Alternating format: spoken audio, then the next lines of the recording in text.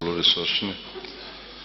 Իրոք նորեկ եղբայրը որ ասեց, փառք ամենակալ Տիրոջը, որ Աստված այսօր էլ մեզ կյանք տվեց։ Իրեն անունը փառավորվի։ Բայց ես հավատում եմ հետևյալ կերպ, որ Աստված մեզ կյանք է տվել։ Կյանքի փոն նպատակը, որ իրեն ծառայենք եւ իրեն փառավորենք։ Իրեն անունը փառավորենք։ Այսօր սրտից տրված է խոսել հետևյալի մասին, անտամականին մի կարճ խոսեցի, բայց այսօր մի քիչ ուզում եմ ծավալուն այս մտքի վրա կանգ առնել։ Առաջի համարը, որ պիտի կարդամ Հռոմեացիս 8-րդ գլուխ 9-րդ համարն։ Այս համարի շուրջ բազում անգամ խոսվել է։ Կուզեի, որպեսզի լուրջ ուշադրություն դարձնենք այս համարին։ Գրված է. բայց դուք մարմնով չեք, այլ հոգով։ Եթե Աստծո հոգին ձեզանում բնակված է, իսկ եթե մեկը Քրիստոսի հոգին չունի, նա նրանը չէ։ Քուրես ջան, եղբայրներ ջան, ինչ ենք հասկանում հոգի, Քրիստոսի հոգի։ Այսօր զուգահեռ ուզում եմ կարդալ մեկ համար, որը գրված է Ղուկաս ավետարան 9-րդ գլուխ, հիշում եք, երբ որ Հիսուս Քրիստոսին սամարացիները չընդունեցին, այս առաքյալներից երկուսը ինչ ասեցին, Հակոբոս եւ Հովհաննեսը։ Ասեցին Տիրոջ հետևյալը. Տեր կամենում ես, ասենք կրակիչն է երկնքից եւ նրան սատկացնեն ինչպես եղանները։ Նա էլ դարձավ եւ ասաց նրանց. եւ ասաց. դուք չգիտեք, թե որ հոգու տեր եք դուք։ Քուրս ջան, եղբայրներ ջան, երբ որ մենք խոսում ենք հոգու մասին, սա մեր մտածելակերպն է, սա մեր սրտի ցանկությունն է,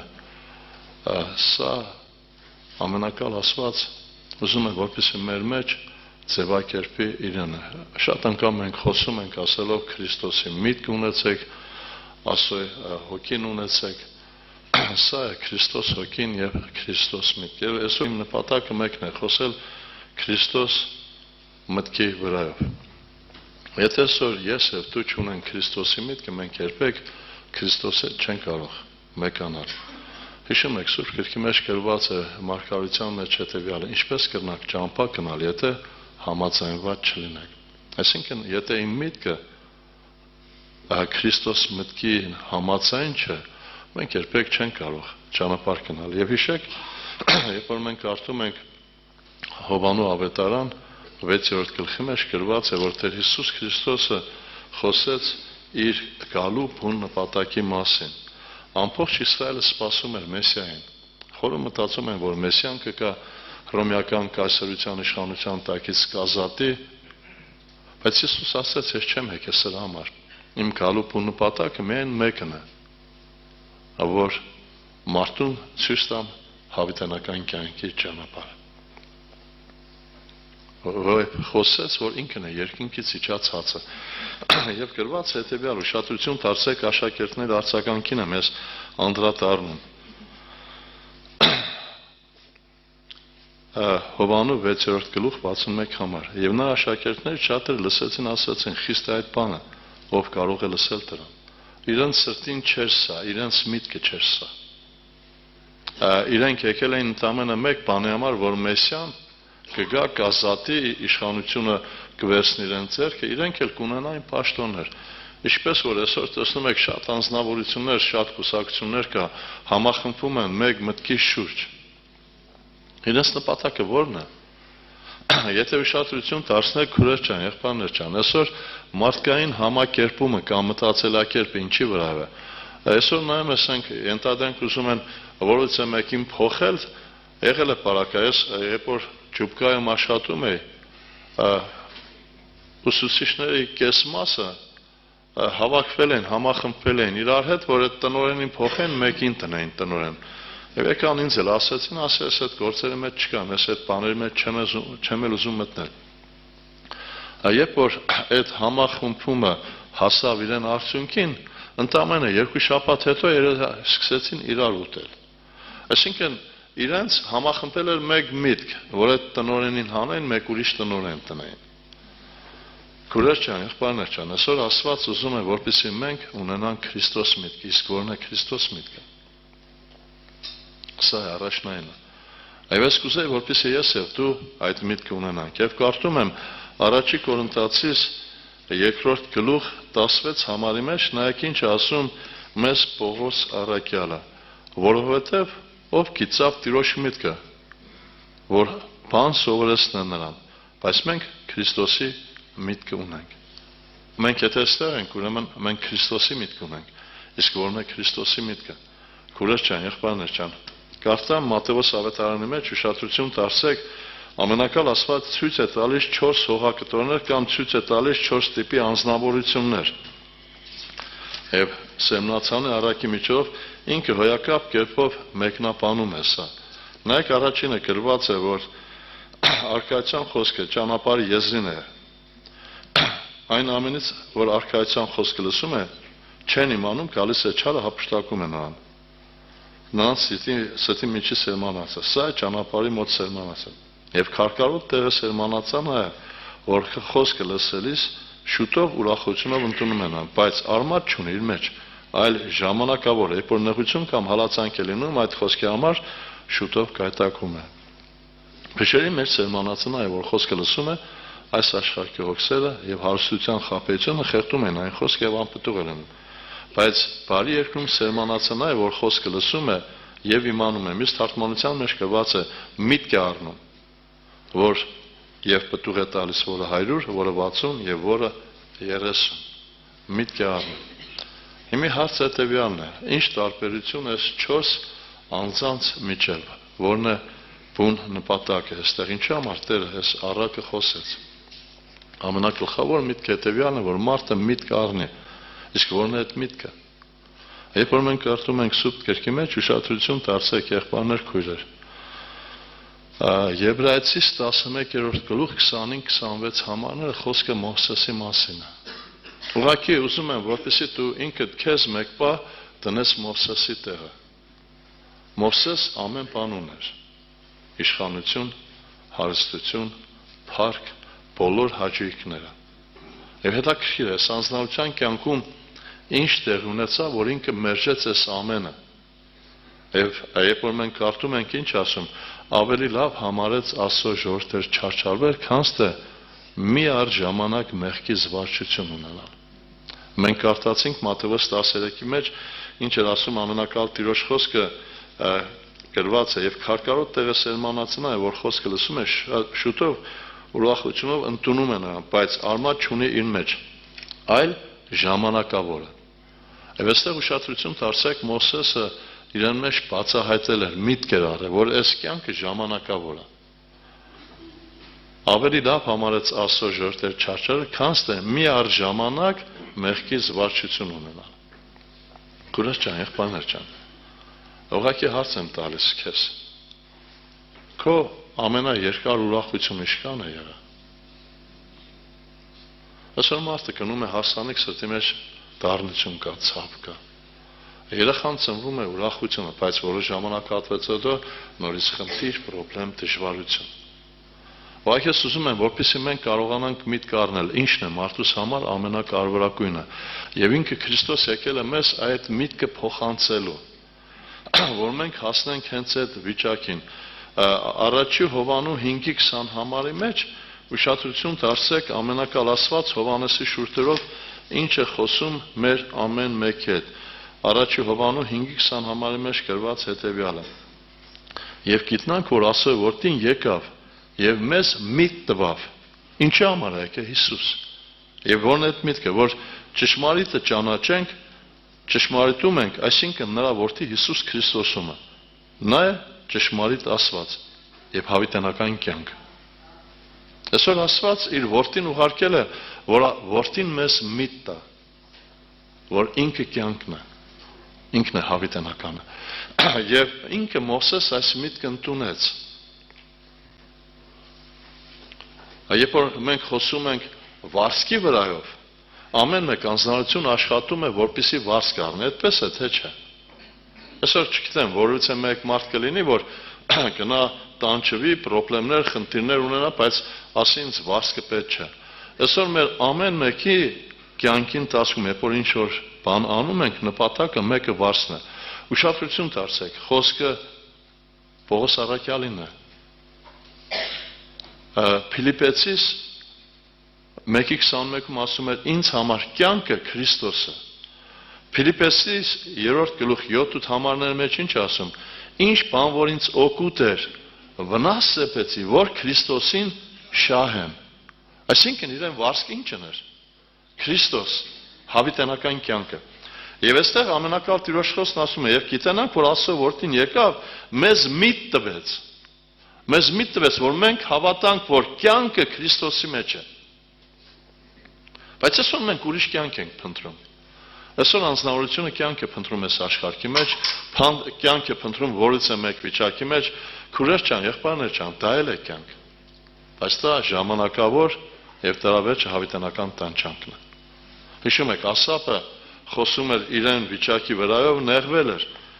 73-րդ Սաղմոսի մեջ ես շատ անգամ Ասապին մեջբերում եմ անում, ուղղակի ուզում եմ, որպեսզի տեսնեք, թե Ասապին ինչը մղեց այդ վիճակին։ 17-րդ համարի մեջ գրված է, Ասապը տրտմած էր, ուներ պրոբլեմ, ինքը նեղված էր, Աստված իրեն սրտի ուզածը չէր տալիս։ Մարդիկ այն ամբարիշտ, որոնք որ հաջողակ են, հարստություն են ավելացնում, ցավ չունեն, տառապանք չունեն, նեղություն չունեն, Ասապը նեղվել էր սրանից։ 17 համարի մեջ նայեք ինչ է գրված, միջև որ Աստծո սրբության տեղը մտա, նրանց վերջը իմացա։ Իմացա, որ այդ մարդկանց վերջը հավիտենական տանջանքն է, Ասապի միտքը փոխվեց եւ 25 համարի մեջ ինչ էր ասում. Ով ունեմ ես երկնքում, քեզնից ջոկ բան չեմ ուզում երկրի վրա։ Քուրեր ջան, եղբայրներ ջան, Այդ որ մարդը միտք է առնում, ինքը դառնում է պարարթող։ Երբ որ մենք կարդում ենք, կարդացինք այդ համերը Մատթեոս ավետարան 13-րդ գլխի մեջ, ինչ է ասում ամենակալ Տիրոջ խոսքը ինձ եւ քեզ։ Կարդամ նորից այդ համարը բոլորի շինության համար, Մատթեոս 13-րդ գլխի մեջ, ինքը Տեր Հիսուս Քրիստոսը 23-րդ համարի մեջ ասեց. բայց բարի երկրում սերմանածանա է, որ խոսքը լսում է, իմանը եւ պտուղ է տալիս, որը 100 եւ որը 60 եւ որը 30։ Միտք է առնում։ Քուրեր ջան, եղբայրներ ջան, այս շատ անգամ մարդիկ ասում են, որ այս բաները Աստված մեր կյանքի մեջ պիտի անի։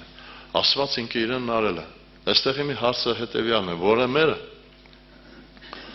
Այդ օրինակը տվեցի շատերը քիշեն, ովքեր որ գյուղում են կամ գյուղական կյանքին տեղյակ են, սովետական միության ժամանակ մենք դպրոցում աշակերտներին տանում ենք քար հավաքի, որպեսզի դաշտը մշակեն, այդ դաշտը պարարթող դառնար, աշակերտներին տանում ենք, քարերը հավաքում են, երկրորդ անգամ տրակտորը նորից վարում էր, քարերը դուրս են գալիս, նորից հավաքում են, այդ դաշտը դառնում էր պարարթող։ Մեր այսօր Աստված ուզում է, որ ես եւ դու պարարթող լինենք, իսկ որն է մեր կողմը։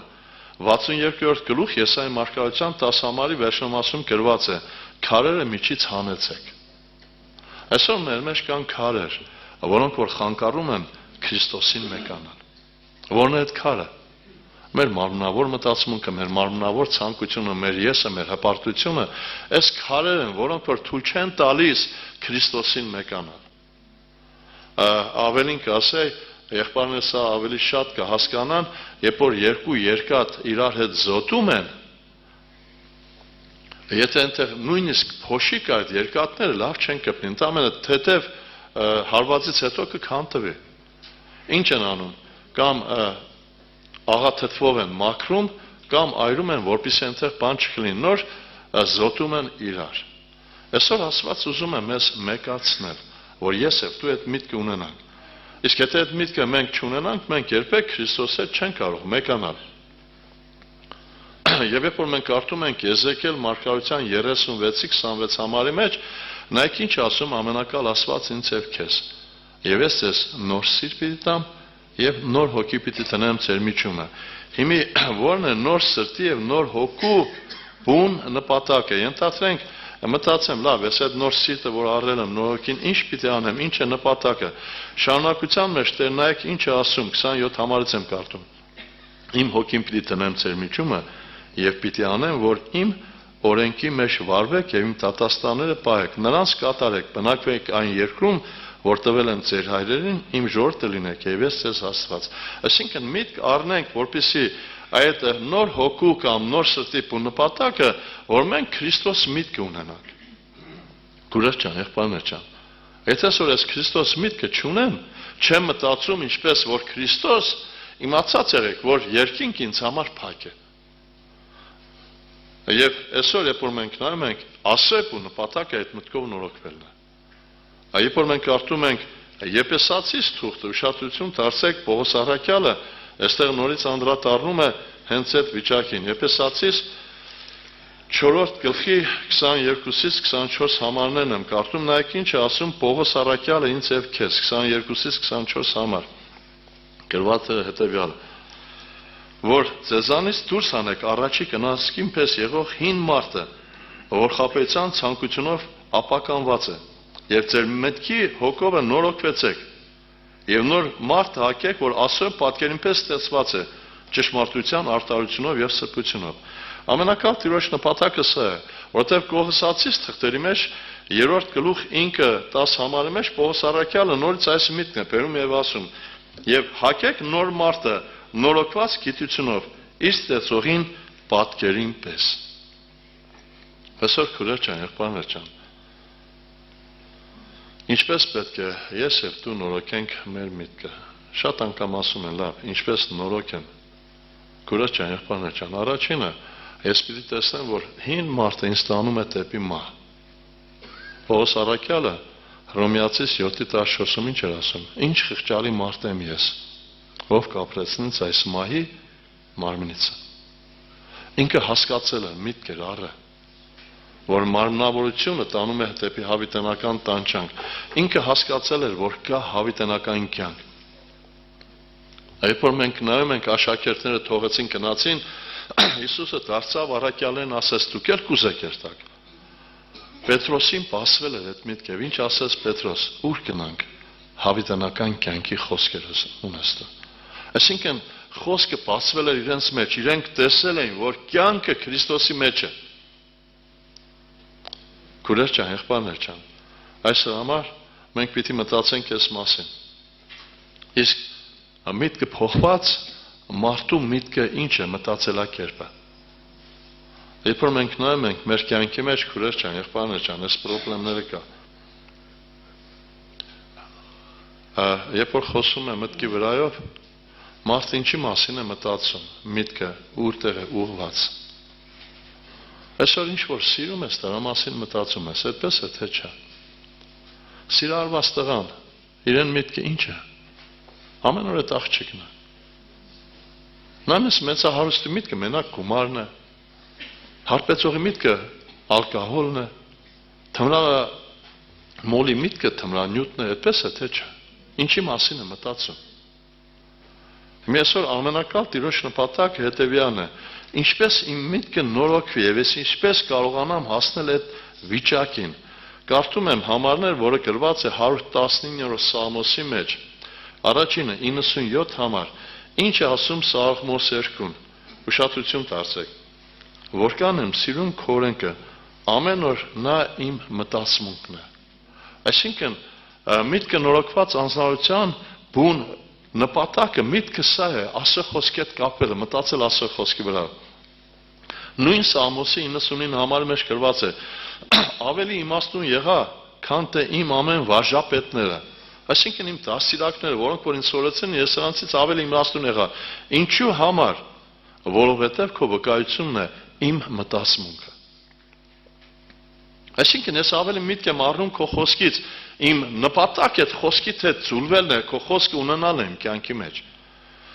Եղբայրներ քույրեր, նայեք նույն միտքը ասում է Դավիթը հենց սկզբի Սաղմոսի մեջ։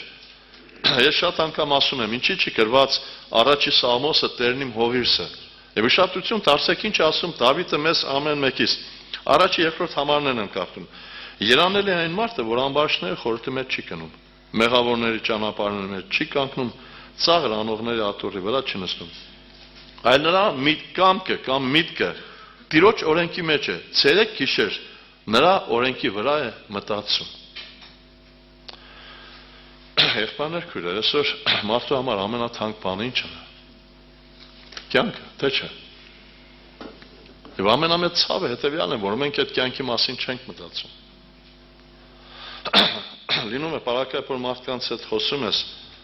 եւ առաջ ես բերում առաջի բուն կարևորագույն միտքը Քրիստոսի հավիտենական կյանքը։ Ինչ ասում։ Ավելի լավ է այստեղ լավ ապրեմ, թեկուզ դժոխք կնամ։ Ինքը մի չի արը, որ կա հավիտենական կյանք։ Ինքը մի չի արը, որ մարդու կյանքը ժամանակավորը չէ։ Շատ անգամ եղբայրները երբ որ կարդում են կամ հուղարկայության պաշտամունք է լինում, խոսում է հարության մասին, այնտեղ նաև նշում է հետևյալը, մարդը ինչ է մտածում, ուտենք, խմենք, մեկ է վաղը կմեռնենք։ Սա մարդկային մտածելակերպն է, մարդկային միտքն է, սա հակառակորդն է տղը։ Այսօր կամենում է մարդուն վերել են վիճակին, որ հավիտենական կյանք չկա։ Իսկ Աստծո խոսքն ասում է, եթե հավիտենական կյանք չկա, ուրեմն Քրիստոս էլ չի եկավ, հարություն չի արը։ Մեր հավատքը զուր է։ Ինքը ամենակալ Աստված իր որդին ուղարկեց, որ մենք այդ միտք ունենանք, որ մենք տեսնենք, որ Քրիստոս հարություն առավ, ամբողջ մարդկության ապացուցելու, որ կա հավիտենական կյանք, եւ այսօր մեր հավատքի անկյունակարը հավիտենական կյանքն է։ Քուրեր ջան, եղբայրներ ջան։ Միտք առած մարդը պիտի գոթեփնթվի Քրիստոս մտքով։ Այն ուշքի միտքը պիտի լինի Աստծո խոսքը։ Եթե այսօր ես չեմ մտածում այդպես, ես կունենամ մեծ խնդիր։ Եվ կարդում եմ հետևյալ համարը, ինչպես է գոթեփնթվում մեր կյանքի մեջ Աստծո միտքը։ Կարդում եմ մեզ ամենից հայտնի Եփեսացիս 6-րդ գլուխ 14 համարի մեջ, որտեղ որ Պողոս առաքյալը ինձ եւ քեզ հետևյալն ասում. Արդ հաստատ կանեցեք ձեր մեջքը ճշմարտության կոտևորված եւ արտարության զրա հակեք։ Արդ հաստատ կանգնեցեք ձեր մեջքը ճշմարտության կոտևորված, հաստատ կանգնեք։ Հիշում եք, Հակոբոսը Օշնյալ մի հատ միտք է մեզ սորացնում, կարծամ այդ համարը թուղթար Հակոբու, որտեղ որ Հակոբոսը առաջի գլխի մեջ 6-7 համարներում հետևյալն ասում. Միայն թե թող հավատքով խնդրե առանց երկմտել, որովհետև երկմտողը նման է ծովի հողմակոծած տատանված ալիքային մարդը, թող չկարծե, որ տերիցը մեկ բան կառն է։ Երկմիտ մարդը անհաստատ է իր բոլոր ճանապարհներում։ Այսօր ես եւ դու հաստատ պիտի լինենք։ Պիտի հավատանք, որ Աստված իր խոսքերում է կանգնած, որ ինքն է կյանքը, ինքն է բժիշկը, ինքն է փրկիչը։ Միսակ Սետրակ Ապետնակով կյանք չէին տեսել, երիտասարդներ էին։ Հետաքրքիր է, իրենց առաջ դրված էր ընտրություն կամ մեռնել կրակի հնոցի մեջ, կամ ազատագրվել, ապրել։ Եվ երկրպագել Նաբուկոդոնոսորի կանգնեցրած արձանին։ Բայց այս երեք երիտասարդները հաստատ էին Աստծո խոսքի մեջ, ունեն Քրիստոս միտքը, իրենք հավատում են, կամ երբ որ մենք նայում ենք Նոյ, այդ մարդը հաստատ էր, տապան է շինում 100 տարի, մարդիկ ձեռք են առնում, ծաղրում են, ծով չկա, լիճ չկա, գետ չկա, օվկիանոս չկա, այս մարդը տապան է շինում։ Երբ որ մենք նայում ենք Հոբ,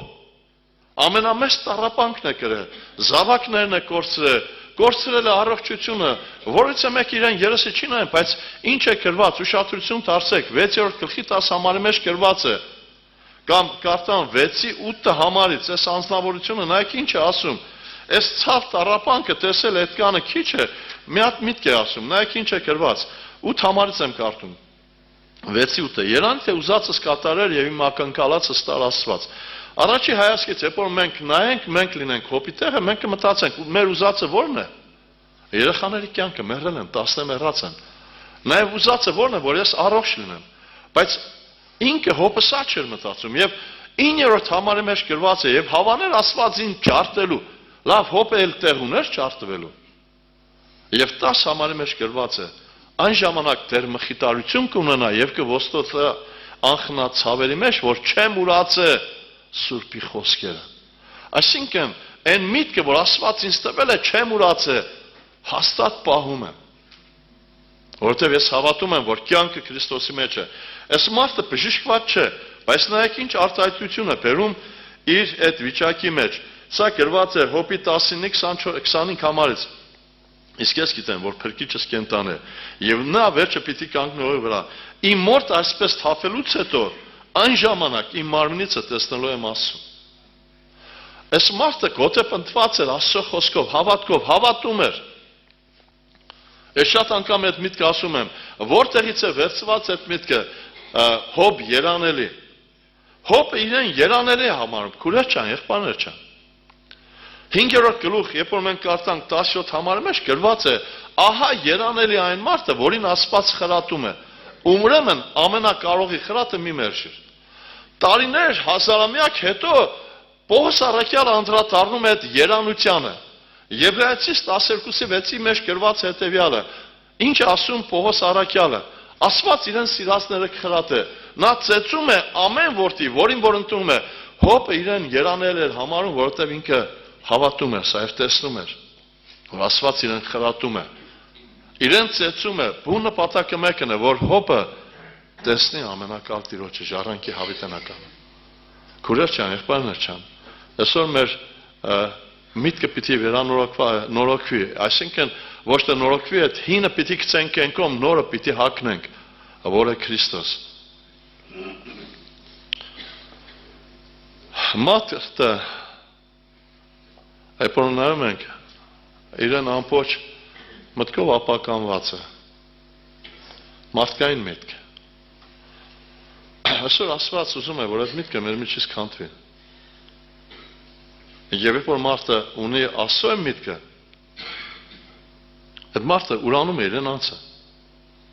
իրեն մարդկայինը։ Շատ անգամ երբ որ ասում են, եթե մեկ այտին կխփեն մյուսը, սա մարդկայնորեն անհնարին է։ Բայց երբ որ քո միտքը նորոգված է, Ստեփանոսին քարկոծում էին։ Ինքը գիտեր, որ պիտի մեռնի, բայց ինչ աղոթք էր անում։ Հայր, ների անկիտության։ Եվս մեկ համար կարդամ, որը գրված է Փիլիպեցիս թղթերի մեջ, երբ վերջացնեմ, նայեք ինչ ասում Պողոս առաքյալը Փիլիպեցիս 2-րդ գլուխ 5-ից 9 համարները։ Մինակ ձեր անձերի բաները մտիկ շտակ, այլ ամեն մեկ իր ինքերի բաները։ Ձեր ամեն մեկը թող այն մտածե, որ էլ Քրիստոս Հիսուսում էր, որ Աստծո կերպարանքը լինելով հափշտակություն չհամարեց Աստծուն հավասար լինելով, այլ իրանց ունենացրեց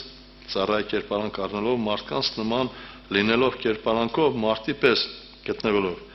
իրեն խոնարհեցրեց հնազանդ եղավ մինչև հիմա եւ այն էլ խաչի մահ։ Մենակ ձեր ամեն բանի մասին պիտի չմտածեք։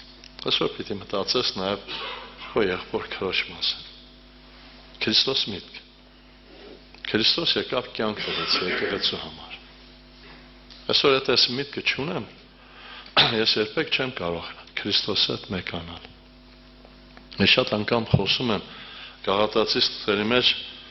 երբ որ մենք կարդում ենք հետևյալ միտքը, Պողոս առաքյալը այս հոյակապ ձևով մեզ ներկայացնում է եւ կուզեի որպեսզի այստեղ էլ միտք առնենք եւ կարողանանք գիտակցել, եթե իմ կյանքի մեջ այս ամենը չկա, ես երբեք Քրիստոսի հետ չեմ կարող մեկանալ։ Ուշադրություն դարձեք, ինչը խոսում Գաղատացիս 5:22-ի մեջ, բայց հոգու պտուղն է սեր, ուրախություն, խաղաղություն, երկայնամտություն, քաղցրություն, բարություն, հավատ, քեզություն, ժուժկալություն։ Սա հոգու պտուղն է։ Հիմա եթե բարերարությունը դուրս անես, էլ այս հոգու պտուղ չէ։ Եթե խաղաղությունը դուրս անես, հոգու պտուղ չէ։ Երկայնամտությունը հոգու պտուղ չէ։ Ուրախությունը դուրս անես, հոգու պտուղ չէ։ Քաղցրությունը, հավատքը, հեզությունը որ հանես, սա հոգու պտուղ չէ։ Քուրեր ջան, եղբայրներ ջան։ Այդ օրինակը շատ անգամ տվել եմ։ Լիմոնի մեջ ամենաշատ C վիտամինն է։ Եթե C վիտամինը հանես, էլ այդ լիմոն չի լինի, ուրիշ պտուղ կլինի։ Այսօր այս որակներից որից է մեկը, եթե մեր միջից դուրս անեն, հոգու պտուղ չի լինի։ Այսինքն մենք Քրիստոս միտքը, Քրիստոս կերպարանքը, Քրիստոս հոգին չեն կարող ունենալ։ Սա է Քրիստոս հոգին։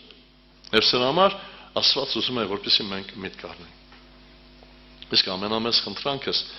որ այդ մտքով նորոգվենք, այդ միտք ունենանք առաջի միակ վիճակը, որ Աստված հորդորում է ինձ եւ քեզ, որ մենք մտածենք միշտ Աստծո խոսքի վրա, մտածենք Քրիստոս կյանքի վրա։ Որքան եմ սիրում քո օրենքը, ամեն օր նա իմ մտածմունքն է։ Եթե այսօր քո մտածմունքը ամեն օր Քրիստոս կյանքը չէ, հավիտենականը չէ, դու Քրիստոսի հետ ոչինչ չես կարող ունենալ։ Թող Աստված օգնական լինի մեզ ամենքից։ Եվ ես հավատում եմ հետևյալը, որ Աստված մեզ այստեղ բերել է ուրեմն մեր բոլորի միտքը մեկն է՝ Քրիստոս կյանքը։